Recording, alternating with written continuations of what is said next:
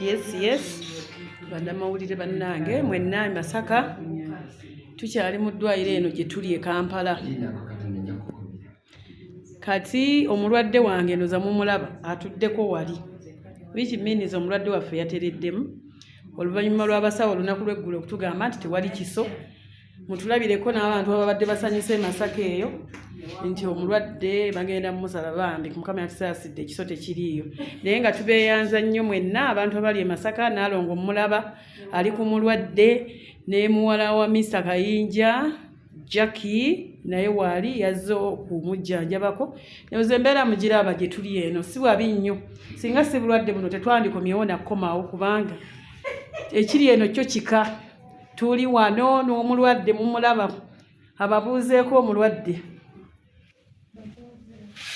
Bannange mbatumidde nnyo.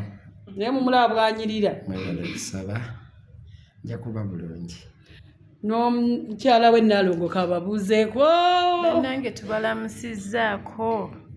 Tubeebaza essala zammwe ze mutusindikira zonna naye nga tujja kuba bulungi omulwadde tumulabirira. Jackie omulwadde abantu b'e Masaka bagamba ki? Banne abantu b'e Masaka mbeebaza okwagala taata waffe, mbeebaza okwagala mwami Kayinja era mwebale nnyo obuyambi bwonna n'essaala. Amiina. Eno ndowooza gye muli mulabayo. Kampala era tuba tumulengera. Mulengera ekiri eno. Tuli mu balikoni Kampala yonna tumulengera naye nga tubaagala nnyo. Tukomawo ssaawa yonna tukube ekintu.